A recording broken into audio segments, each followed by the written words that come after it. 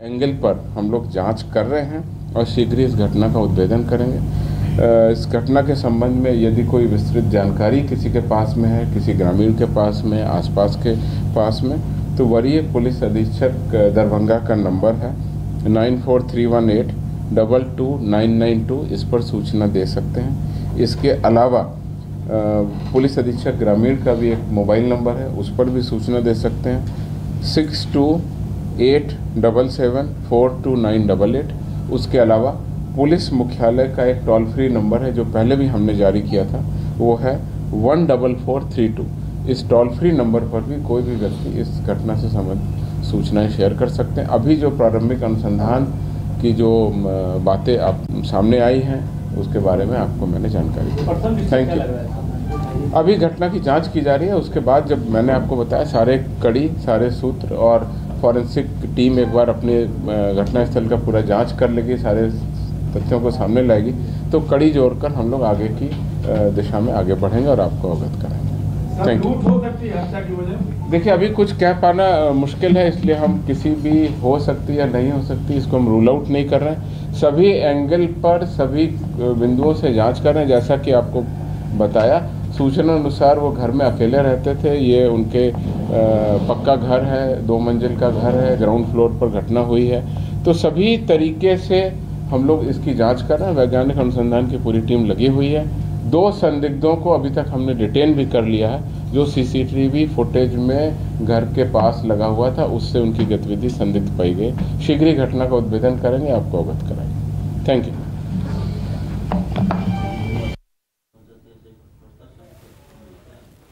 तो आप सुन रहे थे पुलिस अधिकारी को, और साफ तौर पर कहा कि जल्द से जल्द कार्रवाई की जाएगी।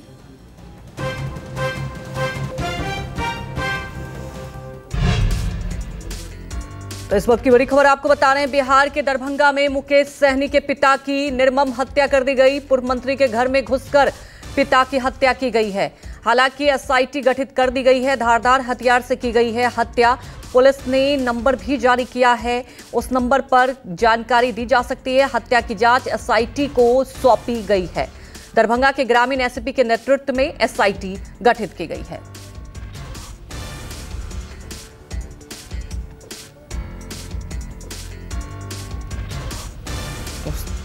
आपको बता दें कि अभी तक जांच में कुछ ऐसी जानकारी नहीं मिल रही है।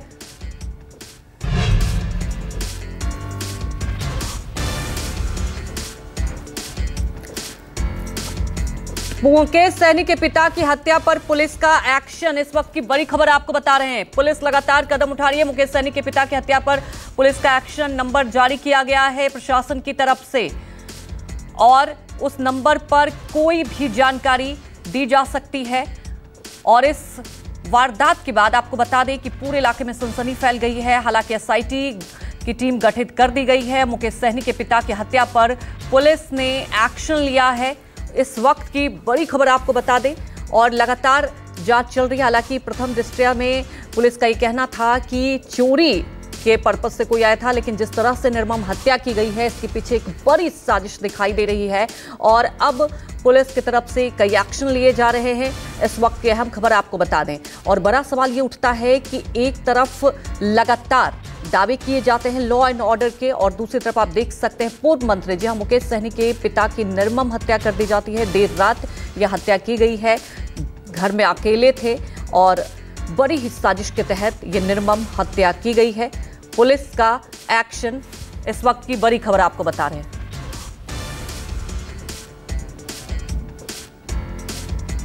तो इस वक्त की सबसे बड़ी खबर आपको बता दें, बिहार के पूर्व मंत्री और विकासशील इंसान पार्टी वीआईपी के अध्यक्ष मुकेश सहनी के पिता जीतन सहनी के घर में घुसकर बेरहमी से हत्या कर दी गई।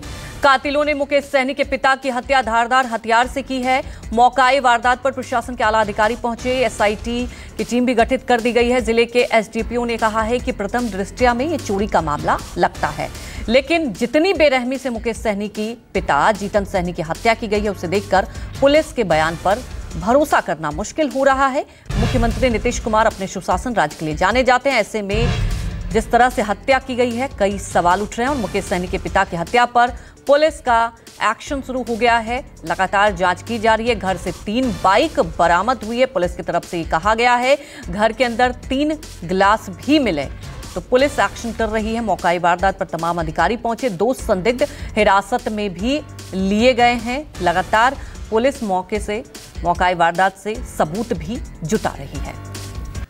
तमाम जानकारी के साथ हमारे सहयोगी ऋषिकेश कुमार जुड़ चुके हैं।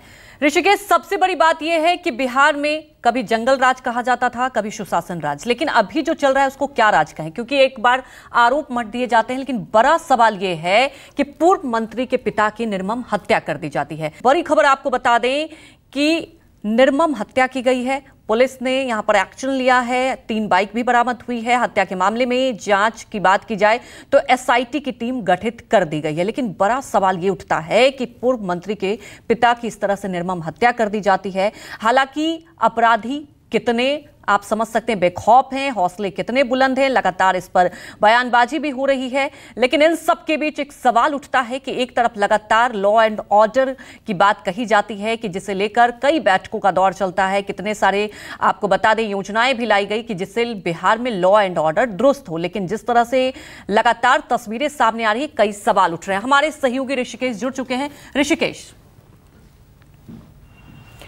क्या आप सवाल सुन पा रहे हैं?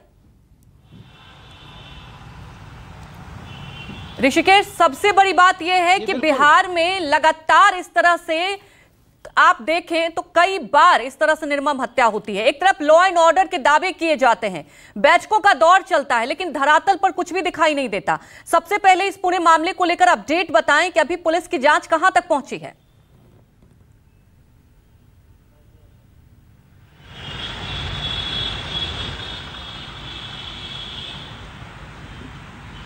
देखिए, आपसे थोड़ी देर पहले जो बिहार एडीजी हैं उन्होंने बाकायदा प्रेस कॉन्फ्रेंस की और उन्होंने सिर्फ छोटी सी जानकारी दी। और जानकारी ये है कि इस पूरे हत्याकांड में 2 लोगों को डिटेन किया गया है, संदिग्ध हैं। और ये गिरफ्तारी जो हुई है, जो डिटेन किया, हिरासत में जो लिया गया है, उसका आधार उनके घर के आसपास के लगे सीसीटीवी फुटेज के आधार पर किया गया है। पहली बात यह है। दूसरी बात, बिहार पुलिस ने एक हेल्पलाइन नंबर जारी किया है कि इस घटना को लेकर किसी भी आम व्यक्ति को, किसी को भी कुछ अगर जानकारी देनी है तो वो उस नंबर पर दे। तीसरी बात ये कहा जा रहा है कि फॉरेंसिक रिपोर्ट का इंतजार कर रही है पुलिस। और ये कहा जा रहा है कि चूंकि उनका 2 मंजिला मकान था, नीचे के ग्राउंड फ्लोर पर हत्या हुई है, जो वहाँ के गिलास थे, जो वहाँ के सामान बिखरे हुए हैं, उनको पुलिस खंगाल रही है। लेकिन अब भी पुलिस इस बात को लेकर साफ तौर पर नहीं कर रही है कि हत्या है या फिर ये लूट की नीयत से किया गया था। लेकिन जो हमारे स्थानीय सूत्र कह रहे हैं, एक अपडेट यह है। दूसरा अपडेट यह है कि देखिए, इसी हत्याकांड को लेकर के पप्पू यादव, निर्दलीय सांसद पूर्णिया के, वो बिहार के डीजीपी से मिलने पहुंचे हैं। और मैं उसी पुलिस मुख्यालय में मौजूद है। एक तस्वीर में आपको दिखा रहा हूं कि देखिए, वहां पे पप्पू यादव इस मामले में लेकर मिलने पहुंचे हैं। तो ये दूसरा अपडेट है। तीसरा, जो वहां के स्थानीय सूत्र हमें जानकारी दे रहे हैं, उसके मुताबिक कहा जा रहा है कि मुकेश सहनी के पिता का वहां का मछली का कारोबार था, जिस गांव में, जिस घर में वो रहते थे। और उस मछली के कारोबार को लेकर अपने ही गांव के पड़ोसियों से उनकी अदावत चल रही थी, रंजिश चल रही थी।